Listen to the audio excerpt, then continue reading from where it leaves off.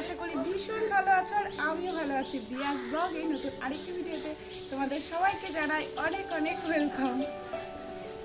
অনেক দিন পর আজকে তোমাদের সাথে একটা নতুন ব্লগ শেয়ার করতে চলেছি, নতুন মানুষকে নিয়ে।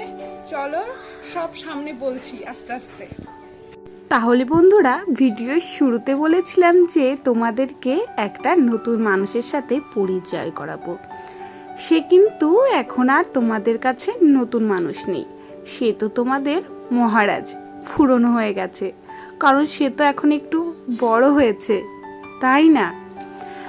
এই ভিডিওটা কিন্তু অনেকটা আগে ভেবেছিলাম তখনই তোমাদের সাথে শেয়ার করব।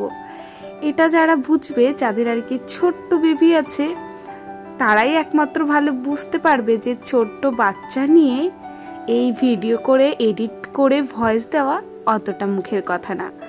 আজ আবার তোমাদের মহারাজ একটু ঘুমিয়েছে, তাই ভাবলাম এই সারে একটু টুক করে ভয়েসটা সেরে দিই।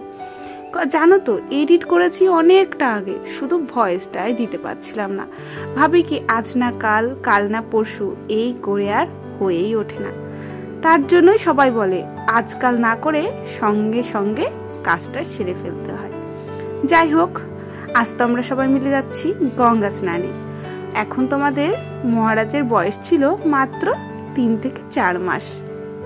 এরপরই না শীত পড়ে যাওয়ার কথা, তার জন্য শীত পড়ে যাওয়ার কথা মানে কি শীত পড়ে যাবে, তাই আমরা ভেবেছিলাম যে শীতের আগেই গঙ্গা স্নানটা সেরে ফেলি, কারণ 5 মাসে তো আবার মন্দিরে যাব প্রসাদ দিতে, তাই আমরা আগে আগে গঙ্গা স্নানটা করতে গেছিলাম। মহারাজের আর তেমন আর কি গঙ্গা স্নানটা অবভিয়াসলি আমরাই করতে গেছিলাম। আর আমরা কিন্তু বাড়ি থেকে গরম জল করে নিয়ে গেছিলাম, ওখান থেকে একটু গঙ্গার থেকে জল নিয়ে মিশিয়ে ওই জল দিয়ে ওকে স্নান করিয়েছিলাম। ভয়ও লাগছিল যে ঠান্ডা ঠান্ডা লেগে যায় কি না, কিন্তু তোমাদের আশীর্বাদে ভালোবাসায় ওর কিছুই হয়েছিল না।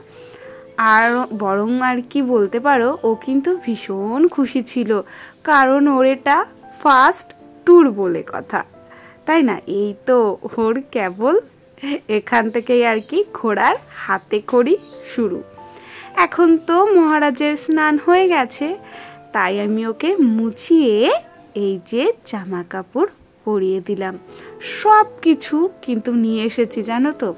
তাই ভাবছি আগে যখন এই ব্যাগটা গোছাতাম, এই ব্যাগে শুধু আমারই সাজা জিনিস থাকতো, আর এখন তো সব কিছুকে বের করে দিয়ে শুধু তোমাদের মহারাজের জিনিস, ওর ক্রিম লোশন এইসব নিয়েই থাকে। কিন্তু সত্যি কথা বলতে আমি এতে ভীষণ খুশি, ভীষণ হ্যাপি। এই যে মা হওয়ার একটা অনুভূতি কিন্তু সত্যিই আলাদা। ছোট্টবেলা যখন আমরা পুতুল খেলতাম, আর এখন তো আমি একটা কথা বলা পুতুল পেয়ে গেছি, একে নিয়ে আমার দিন কাল দিব্য সুন্দর কাটছে। তাহলে তোমাদের এই ব্লগটা কেমন লাগলো তোমরা কিন্তু অবশ্যই কমেন্ট করে জানিও। আজকে ভিডিওটা তাহলে এখানেই শেষ করলাম, আবার দেখা হবে নতুন একটা ভিডিওর সাথে। আর এদিকে আমি সব স্নানের শেষে টুক করে ওকে নিয়ে অনেক রিলস বানিয়ে ফেললাম। সবই মোটামুটি রিলস শেয়ার করে দিয়েছি, আবারও পরে আস্তে আস্তে শেয়ার করব। টাটা।